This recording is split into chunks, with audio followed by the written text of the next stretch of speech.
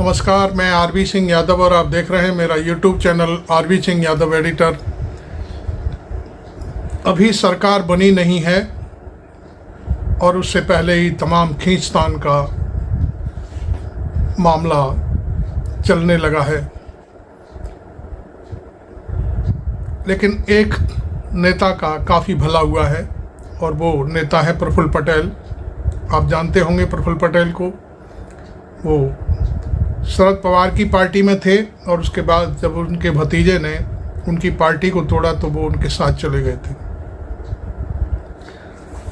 जब वो शरद पवार के साथ थे तब तमाम आरोप उनके पास थे, लेकिन प्रधानमंत्री बनने से पहले ईडी ने उनकी 180 करोड़ की संपत्ति को रिलीज कर दिया है, जो अटैच चल रही थी।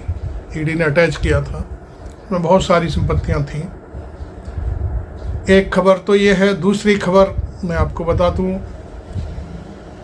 टीडीपी के चीफ नायडू साहब, उनके बेटे ने पेगासस की जांच की मांग शुरू कर दी है।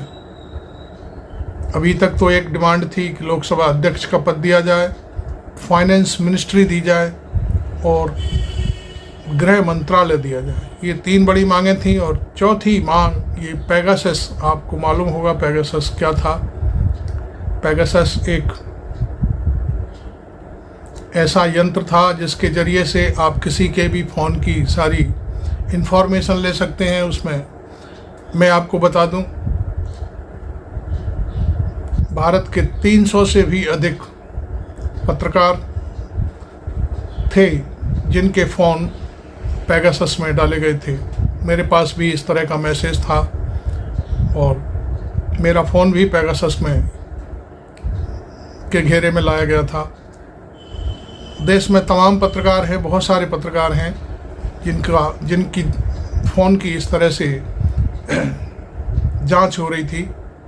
राहुल गांधी के फ़ोन में भी पेगासस डाल करके उनकी सारी इन्फॉर्मेशन, वो क्या कर रहे हैं, कहाँ जा रहे हैं, किससे बात कर रहे हैं, इस तरह की इन्फॉर्मेशन लेने के लिए जो पेगासस है उसको यूज करने की बात थी। अब मैं समझता हूँ कि ये घटना कोई मामूली नहीं है, क्योंकि नायडू और उनकी फैमिली के बारे में भी ये सारी चीज़ें रही होंगी और यही वजह है कि वो उस समय बड़े आहत हुए होंगे जब ये मसला चल रहा था पिछली सरकार के दौरान। तो इसलिए अब इस मसले की भी जांच की मांग शुरू हो गई है। दूसरी बात, आपको एक और सूचना दें, सुप्रीम कोर्ट में एक याचिका फाइल की गई है और उसमें ये कहा गया है कि 4 तारीख से पहले जो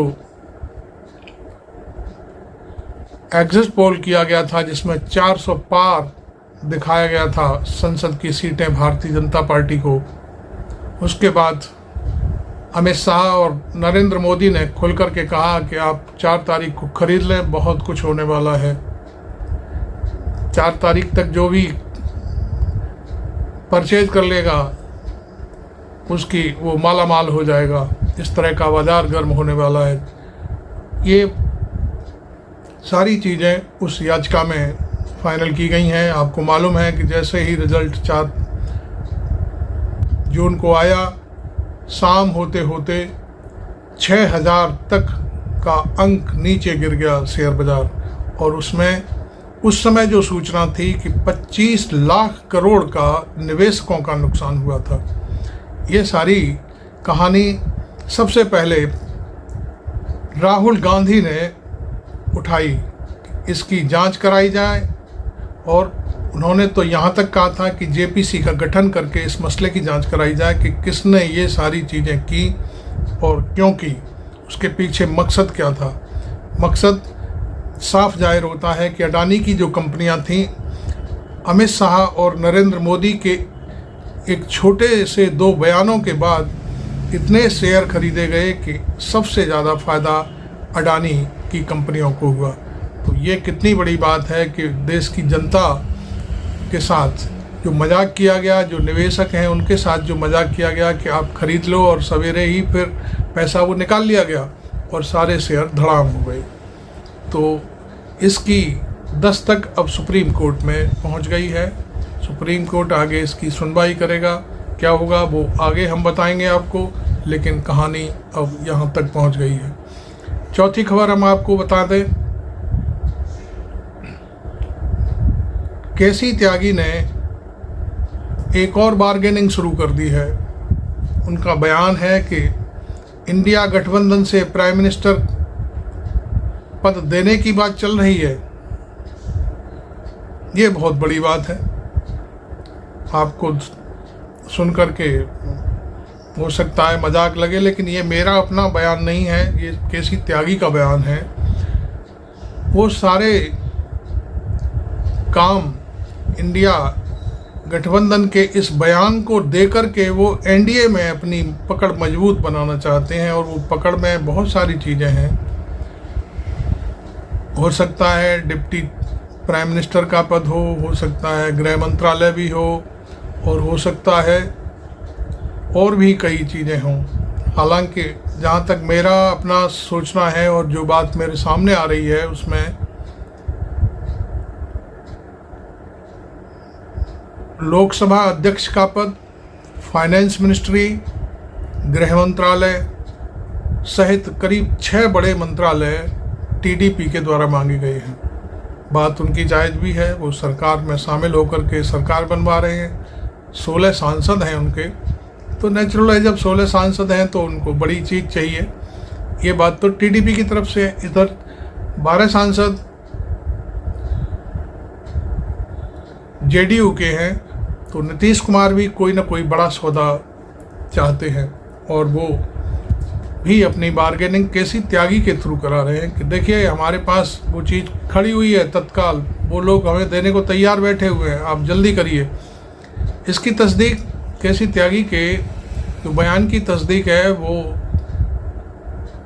जेडीयू अध्यक्ष नीतीश कुमार ने 4 दिन पहले ही कर दी थी। जैसे ही रिजल्ट आए और एनडीए की पहली बैठक हुई थी, उसमें ही उन्होंने कह दिया जल्दी शपथ ग्रहण कर लीजिए, जल्दी से जल्दी करिए, सरकार बनाइए, मैं तब तक दिल्ली में हूँ जब तक सरकार नहीं बन जाती। इसके मायने क्या थे? इसका मायना ये था कि उनके पास कोई ना कोई सूचना थी। हालांकि वेणुगोपाल ने आज अपनी प्रेस कॉन्फ्रेंस में तमाम मुद्दों पर बातचीत की और बहुत सारी चीज़ों को उन्होंने बताया, और इस बात का भी उन्होंने गोलमोल जवाब दिया। बात भी वाजिब है कि वो अपनी रणनीति क्यों बताएं और प्रेस के सामने क्यों ले जाएं, इसलिए उन्होंने उस बात को गोलमोल जवाब देकर के उस पत्रकार को शांत कर दिया। तो ये थी बहुत सारी आज की खबरें। दूसरी एक बहुत बड़ी खबर जो मैं देने जा रहा हूँ वो सुनिए। आपने मेरा चैनल अभी तक सब्सक्राइब नहीं किया है तो ज़रूर कर लें। नीचे सब्सक्रिप्शन का बटन है, उसे दबाएं तो आप मेरे चैनल को के मेंबर हो जाएंगे, और जैसे ही मेरा अगला वीडियो आएगा वो आप तक ऑटोमेटिकली पहुंच जाएगा। तो उत्तर प्रदेश में घमासान मचा हुआ है। उत्तर प्रदेश और महाराष्ट्र, 2 स्टेट ऐसे हैं जहां पर राजनीति इतनी तेज़ी से बदल रही है कि आप उसका अंदाज़ा नहीं लगा सकते। देखिए, आज योगी आदित्यनाथ जो चीफ मिनिस्टर हैं उत्तर प्रदेश के, उन्होंने मीटिंग बुलाई कैबिनेट की, और उस मीटिंग में दोनों डिप्टी चीफ मिनिस्टर नहीं पहुंचे हैं। इसका मतलब बहुत कुछ है। इसका मतलब साफ है कि जो deputy chief minister Yogi Adityanath के पीछे लगाए गए थे, उन्हें लादा गया था ज़बरदस्ती, वो भारतीय जनता पार्टी के जो केंद्रीय लोग हैं, 2-3 लोग हैं, प्रधानमंत्री नरेंद्र मोदी, अमित शाह और जेपी नड्डा, उनका हाथ है इन दोनों डिप्टी चीफ मिनिस्टर पर। इसलिए वो योगी आदित्यनाथ को आंखें दिखा रहे हैं, और इसीलिए उनकी बैठक में नहीं गए। ये बहुत बड़ी बात है। इसके माने मैं आपको और समझाता हूँ। कल जब बीजेपी की बैठक हो रही थी, उसमें योगी आदित्यनाथ और अमित शाह के बीच काफ़ी तड़क भड़क हुई है, और उस तड़क भड़क में बहुत सारे सवाल योगी से पूछे गए हैं। उनका कहना है कि आपको 33 सीटें आई, और समाजवादी पार्टी 37 सीटें ले गई, आप कहाँ थे? क्या कर रहे थे, इस तरह की बात थी। इस बात का हमको जवाब चाहिए। तो इस पर शायद जो कहा गया वो एक्चुअल तो मुझे नहीं मालूम, लेकिन शायद उनका ये कहना था कि जो सीटों पर आपने प्रत्याशी छोड़े थे वो मेरे से पूछकर छोड़े गए थे। शायद ये जवाब उन्होंने दिया है, तो अमित शाह को चुप होना पड़ा। दूसरा, उन्होंने कहा कि अब हमें संगठन को और सरकार में किसको क्या क्या रखना है, करना है, किसको निकालना है, ये बात बताइए आप। तो योगी आदित्यनाथ इस पर बात पर भी भड़क गए। तमाम ऐसी चीज़ें हैं जो मैं समझता हूँ उत्तर प्रदेश में ठीक नहीं चल रही। अब मैं बात महाराष्ट्र पर चलता हूँ। महाराष्ट्र में भी बहुत बड़ी कहानियाँ चल रही हैं। शिंदे का मुंह काला पड़ा हुआ है, चेहरा काला पड़ गया है उनका, क्योंकि जो 9 सांसद लेकर के पार्टी तोड़ी थी उन्होंने, उनको मात्र 7 सांसद रह गए हैं। और जिनके पास शायद 5 सांसद थे उद्धव जी के पास, उनके पास आज 9 सांसद हो गए। तो सबसे बड़ी बात ये साबित होती है कि शिवसेना मूल रूप से कहाँ पर है, और शिवसेना को चाहने वाले जो इनको कहना चाहिए वोटर कहाँ पर हैं। ये बात सिद्ध हो गई कि उद्धव ठाकरे आज भी वही उद्धव ठाकरे हैं जो पहले शिवसेना के चीफ हुआ करते थे। भले ही नरेंद्र मोदी की खैरियत पर उन्होंने शिवसेना को अपने पाले में कर लिया था, लेकिन जब आपने कल मीटिंग में देखा होगा, शिंदे का चेहरा काला पड़ा हुआ था। शिंदे भाषण तो देते हैं, नेताओं की कला होती है, लेकिन वो जज्बा और वो चीज़ें नहीं थी कि जो एक बात होनी चाहिए। क्योंकि सारा खेल अब ये सुनने में आ रहा है कि 6 सांसद उद्धव के साथ जाने को तैयार बैठे हुए हैं। अब एक जो शरद पवार का भतीजा है वो भी एक अलग पार्टी बना करके बैठ गया और उसने उनकी मूल जो पार्टी थी उस पर कब्जा कर लिया। और नरेंद्र मोदी की मेहरबानी से जैसे शिवसेना ने उनका चुनाव चिन्ह छीन लिया, इसी तरह से गढ़ी चुनाव चिन्ह भी शरद पवार का उनके भतीजे ने छीन लिया। हालांकि मात्र एक सांसद जीत करके आया है, तो ये सांसद भी मैं समझता हूँ 46 वोटों से जीता है, वो भी वापसी की राह बना करके बैठा हुआ है। अब बात आती है कि अगले अक्टूबर में चुनाव होने हैं, तो हो सकता है कि वहाँ से भगदड़ मच रही है, सारे लोग भाग करके शरद पवार और उद्धव ठाकरे के पास आना चाह रहे हैं। तमाम जो विधायक थे वो पार्टी जो शिवसेना मूल और जो एनसीपी मूल पार्टी थी उस समय, उसमें से भाग करके अब शरद पवार के और उद्धव ठाकरे के पास आने वाले, सरकार अल्पमत में आने वाली है किसी भी समय, इस तरह की सूचनाएं हमको मिल रही हैं। दूसरी बात महाराष्ट्र की एक और है। गडकरी साहब को कल आपने देखा हो एनडीए की बैठक में थे, नरेंद्र मोदी का आगमन हुआ, सब लोगों ने उठ करके उनको हाथ जोड़कर प्रणाम किया। आपने देखा होगा कई चैनलों ने इसकी क्लिपिंग चलाई। गडकरी चुपचाप बैठे रहे, ना उन्होंने किसी का हाथ जोड़ा, ना कोई बात की। जब उनके लिए प्रस्ताव लाया गया कि आप हमारे नेता हैं एनडीए के, तब भी सारे सांसदों ने उठ करके उनका अभिवादन किया, लेकिन गडकरी साहब ने उठ करके बिल्कुल भी, वो मस्त तरीके से वहीं बैठे रहे। तो इसके मतलब क्या है? इसका मतलब है कि गडकरी आज भी अपनी जो दृढ़ता है उस पर कायम है और उन्हें किसी भी बात की कोई परवाह नहीं है। बहुत सारे लोग होते हैं, सोचते हैं कि यदि हम प्रधानमंत्री की लोलो पोछो नहीं करेंगे तो हमें मंत्री पद नहीं मिलेगा, ये नहीं मिलेगा, लेकिन गडकरी ऐसे नेता नहीं है, ये बात साबित होती है। गडकरी को पुशअप भी किया जा रहा है वहाँ से। महाराष्ट्र की कई और पार्टियां हैं जिसमें उद्धव ठाकरे और मैं समझता हूँ शरद पवार की पार्टी, उनके कार्यकर्ता, तमाम नेता उनको कह रहे हैं कि असली हकदार इस समय प्रधानमंत्री बनने के गडकरी साहब हैं। कई जगह से सूचनाएं आ रही हैं शिवराज सिंह चौहान को भी प्राइम मिनिस्टर बनाया जा सकता है, लेकिन नरेंद्र मोदी ने अपना पहले ही खेल पूरा कर लिया। भारतीय जनता पार्टी की संसदीय दल का नेता चुने जाने से पहले ही उन्होंने एनडीए से अपने नाम पर ठप्पा लगवा लिया कि आप हमारे नेता हैं, और उसमें भारतीय जनता पार्टी के सांसदों की मजबूरी रही कि भाई एनडीए जब उनको नेता बना रहा है तो हमारी भी मजबूरी है। हालांकि इसके लिए आपको मैं बता दूं कि गडकरी ने उठ करके उनको ताली नहीं पीटी और उनका हाथ जोड़ करके स्वागत नहीं किया। तो ये सबसे बड़ी बात है कि भारतीय जनता पार्टी में सब कुछ ठीक नहीं चल रहा है। इधर महाराष्ट्र में ये हालत बनी हुई है कि जो पार्टी का जो इस समय प्रदेश अध्यक्ष का पद है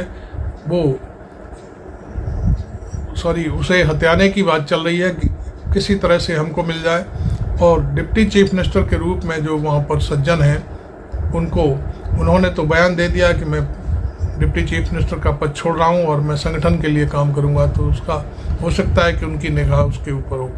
खैर, यहाँ भी बात इसी तरह से वहीं योगी आदित्यनाथ की बैठक में जब 2 डिप्टी चीफ मिनिस्टर नहीं आ रहे हैं तो इसके माने भी बहुत कुछ हैं। हो सकता है यहाँ भी बवाल कभी भी शुरू हो सकता है। यदि योगी आदित्यनाथ को उनके पद से हटाया गया तो मैं समझता हूँ भारतीय जनता पार्टी कहीं की भी नहीं रहेगी। और ये खैर अंदरूनी मामला है पार्टी का, हम उसमें कुछ नहीं कहना चाहते, लेकिन इतना ज़रूर है कि हमने 38 साल तक कोई घास नहीं छीली है, हमने पत्रकारिता की है। इसलिए हम आपको ये आगाह कर रहे हैं कि बहुत सारी चीज़ें हैं, लालच, अनुशासन और प्रतिष्ठा, और जब अपने ऊपर आती है तो उस बात को एक जो कहना चाहिए कि अपनी जो सम्मान बचाने की बात होती है वो बहुत बड़ी बात होती है। आपको मालूम है कि गुजरात के एक व्यक्ति ने, जो शायद सांसद का चुनाव लड़ रहे थे, उन्होंने ठाकुर समुदाय पर जो गलत टिप्पणी की थी उसका खामियाजा लोग आज भी भुगत रहे हैं। उत्तर प्रदेश में उसका खामियाजा मैं समझता हूँ 80% तक भारतीय जनता पार्टी ने भुगता। योगी अकेले इस बात के लिए जिम्मेदार नहीं है।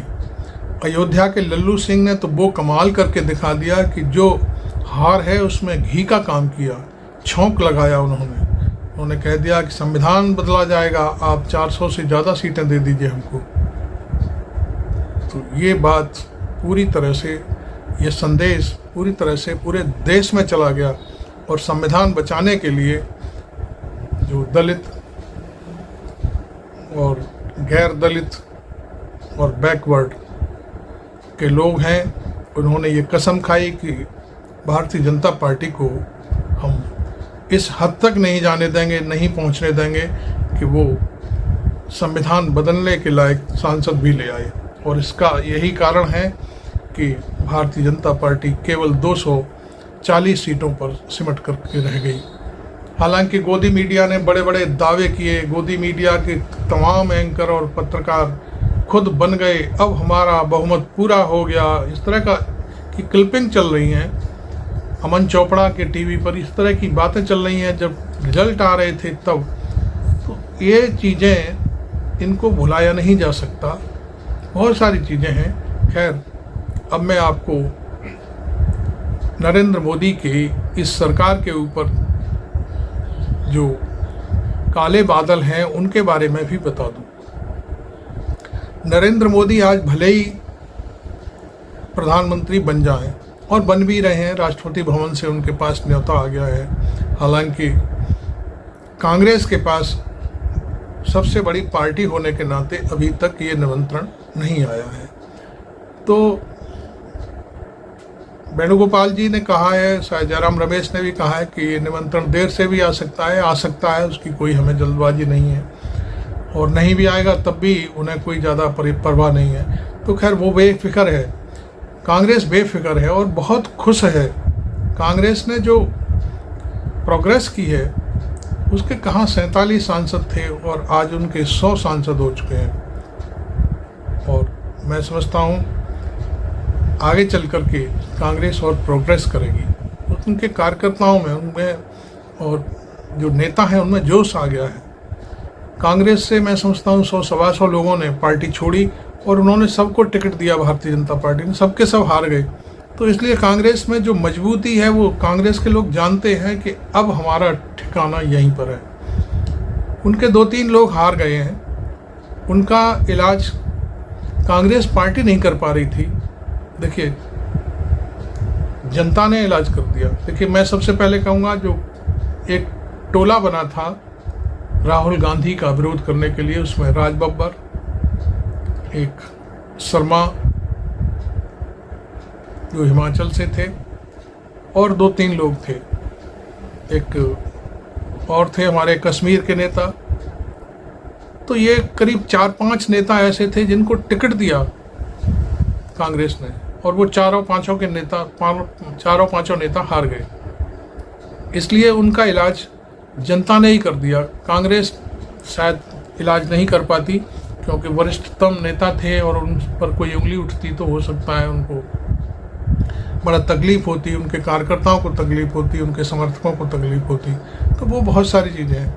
इधर नरेंद्र मोदी अपने आप को बस सिर्फ और सिर्फ केवल एक बार प्राइम मिनिस्टर बनाना चाहते हैं। वो चाहते हैं कि नेहरू का जो रिकॉर्ड है वो टूट जाए और उसके बाद फिर शायद कुछ भी है। ये उनके दिमाग में बात चल रही होगी कि नेहरू तीन बार प्राइम मिनिस्टर रहे थे और मैं भी तीसरी बार प्राइम मिनिस्टर पद की शपथ ले लूं और उसके बाद 1-2 साल जितने तक चलेगी सरकार चलती रहेगी, बाकी कोई मतलब नहीं है और मेरा रिकॉर्ड भी नेहरू के बराबर हो जाएगा। उनके दिमाग में ये बात चल रही है। हालांकि आरएसएस भी इस मामले में एकदम से एक्सपोज हो गई है। आरएसएस कोई फैसला नहीं ले पा रही है और बल्कि नरेंद्र मोदी के जो फैसले हैं उनको, मैं पिछले वीडियो में आरएसएस को बहुत अच्छा बोल रहा था कि शायद आरएसएस नाराज़ होगी। नहीं, नाराज़ नहीं है। आरएसएस अपना ठप्पा लगा रही है कि मोदी जो कर रहे हैं ठीक कर रहे हैं, और उसका ही ये मैं समझता हूँ ये जो हार सामने आई है वो आरएसएस की वजह से ही आई है। आरएसएस की चुप्पी, आरएसएस ने जो कुछ मोदी ने कहा उसको सबको समर्थन करना, ये सारी चीज़ें हैं। तो मैं आपको बता दूं 1980 के आसपास शायद भारतीय जनता पार्टी का गठन हुआ था और आज सरकार चौथी बार अपना प्राइम मिनिस्टर पद दे रही है, बल्कि 5वीं बार दे रही है। कुछ वो शायद अटल बिहारी वाजपेयी एक छोटे से टाइम के लिए एक बार और बने थे, 2 बार वो बने थे और तीसरी बार नरेंद्र मोदी बनने जा रहे हैं। तो ये हर चीज़ का ढलान होता है। इस बार का जो चुनाव है 2024 का, ये भारतीय जनता पार्टी के ढलान की कहानी लिख रहा है और नरेंद्र मोदी ने जो कुछ किया है देश की जनता को सब पता चल गया है। जो उन्होंने किया वो देश की जनता को बर्बाद करने के लिए किया। आपको मैं बता दूं, नोटबंदी को वो भले ही ठीक मानते हैं, लेकिन नोटबंदी से जनता को बहुत हानि हुई है। जीएसटी एक ऐसा कोड है कि आदमी चाहे एक पेन खरीदने जाए, कॉपी खरीदने जाए, हर चीज़ पर जीएसटी है। टी-शर्ट खरीदने जाए, कपड़ा खरीदने जाए, जो भी, उस पर जीएसटी देना होगा। और ये जीएसटी कहाँ जा रहा है, क्या हो रहा है, इसका कोई ठीक नहीं है। दूसरा, जैसे ही वो प्रधानमंत्री बने उन्होंने पीएम केयर फंड बना दिया। उस पीएम केयर फंड के लिए एक रूलिंग ला दी गई कि इसका कोई ऑडिट नहीं होगा। अब वहाँ पर कितना पैसा आ रहा है, कहाँ जा रहा है, ये सबसे बड़ा भ्रष्टाचार का मुद्दा है, आप ये समझिए। दूसरी बात, उन्होंने जो एसबीआई के जो बॉन्ड थे उनके जरिए जो पैसा इकट्ठा किया वो सबके सामने है। सुप्रीम कोर्ट ने उस बॉन्ड की योजना को पूरी तरह से निरस्त कर दिया और कानून को इलीगल घोषित कर दिया। तो ये सारी चीज़ें आप सबके सामने हैं और मेरी जो वार्ता है हो सकता है लंबी होने वाली है, इसलिए मैं इस वार्ता को यहीं समाप्त करूंगा और आप मेरे चैनल को सब्सक्राइब ज़रूर करें। Thank you very much. मैं आरबी सिंह यादव।